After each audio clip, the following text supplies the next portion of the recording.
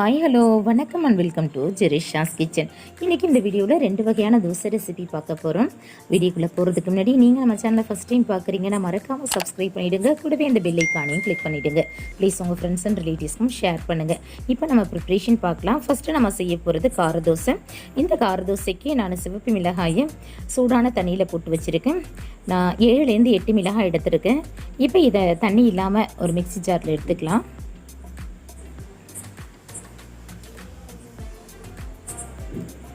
இப்போ இது கூட 10 பல் பூண்டு, 2 மீடியம் சைஸ் தக்காளி,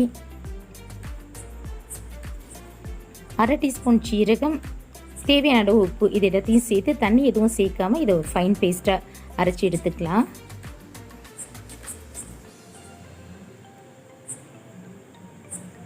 ஸோ இதே போல் நல்லா அரைச்சி எடுத்துக்கோங்க. இப்போ நம்ம தோசை ஊற்ற போகிறோம். அதுக்கு நான் ஆர்டினரி தோசை மாவு தான் எடுத்துருக்கேன். இப்போ தோசைக்கல்லை சூடு பண்ணிவிட்டு இது மேலே லைட்டாக ஆயில் அப்ளை பண்ணிக்கலாம். இப்போ தோசை ஊற்ற போகிறோம்.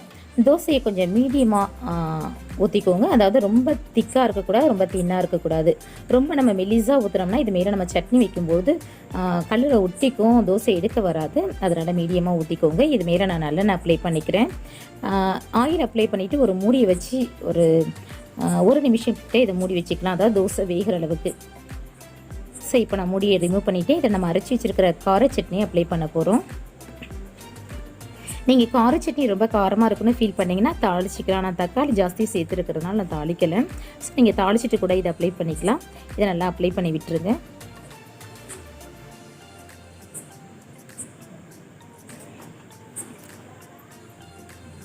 இப்போ இது மேலே நான் பட்டர் அப்ளை பண்ணிக்கிறேன். நீங்கள் நெய் இல்லை நல்லெண்ணெய் கூட அப்ளை பண்ணிக்கலாம். நல்லெண்ணெய் அப்ளை பண்ணிங்கன்னா தோசைக்கு ரொம்ப நல்ல காம்பினேஷன். ஸோ அப்ளை பண்ணிக்கோங்க. அவ்வளோதாங்க. இப்போ கார தோசை ரெடி ஆகிடுச்சு. இப்போ நான் இதை வேறொரு பாத்திரத்துக்கு எடுத்துடுறேன். இப்போ நம்ம அடுத்ததாக பார்க்க போகிறது தக்காளி தோசை. இந்த தக்காளி தோசை செய்கிறதுக்கு 4 சிவப்பு மிளகாய் எடுத்துருக்கேன். அதை ஒரு மிக்ஸி ஜாரில் சேர்த்துக்கலாம். கூடவே 1/2 டீஸ்பூன் சோம்பு எடுத்துருக்கேன். இது ரெண்டுத்தையும் சேர்த்து கொஞ்சம் கொரப்பாக அரைச்சிக்கலாம். இப்போ இது கூட 2 ஸ்மால் சைஸ் தக்காளி எடுத்து வச்சுருக்கேன். அதையும் சேர்த்துக்கிறேன். இது எல்லாத்தையும் சேர்த்து நல்லா அரைச்சி எடுத்துக்கலாம். கொஞ்சம் கொரப்பாக இருந்தால் பரவாயில்ல.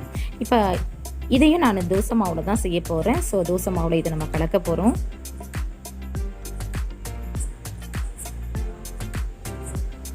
இப்போ தோசை நல்லா கிறிஸ்பியாக வர்றதுக்கு நம்ம தக்காளி சேர்க்கறதுனால கலர் லைட்டாக ஒட்டும். ஸோ அதனால தான் நான் இதில் ரவா சேர்த்துக்கிறேன். 1.5 ஸ்பூன் கிட்ட ரவா சேர்த்துக்கிறேன். ரவா ரோஸ்ட் பண்ணியும் சேர்க்கலாம், ரோஸ்ட் பண்ணாமையும் சேர்த்துக்கலாம்.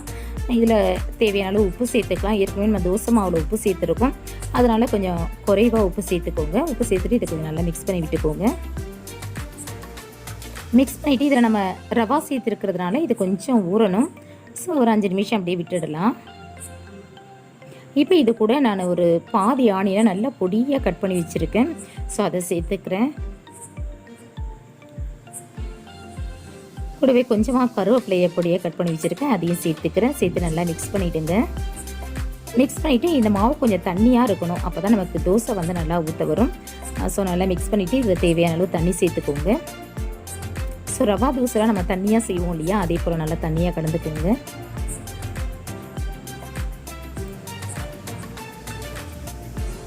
இப்போ இதை நம்ம தோசை கல்லை ஊற்ற போகிறோம். ஸோ கல்லை ஹீட் பண்ணிவிட்டு எண்ணெய் அப்ளை பண்ணி வச்சுருக்கேன். இப்போ இதில் நம்ம தோசை ஊற்றிக்கலாம்.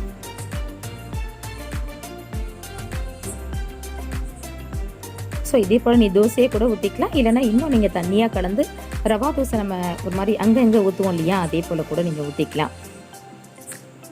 இப்போ இது மேலே நான் ஆயில் அப்ளை பண்ணிவிட்டேன். ஆயில் அப்ளை பண்ணிவிட்டு இது நல்லா கொஞ்சம் மேலே வெந்த பிறகு இதை போல் தோசை பிரட்டியெல்லாம் லைட்டாக ஈவன் பண்ணி விட்டுருங்க. ஈவன் பண்ணிவிட்டு நம்ம அடுத்த பக்கத்துக்கு திருப்பிடலாம்.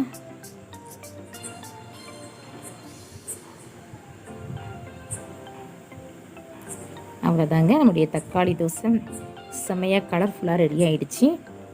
ஸோ அந்த தோசை ரெசிபி எப்பயுமே நம்ம குழந்தைங்களுக்கு ஒரே மாதிரி தோசை செய்கிறத விட இந்த மாதிரி கொஞ்சம் டிஃப்ரெண்ட்டாக செஞ்சு கொடுத்தா குழந்தைங்க ரொம்ப விரும்புவாங்க.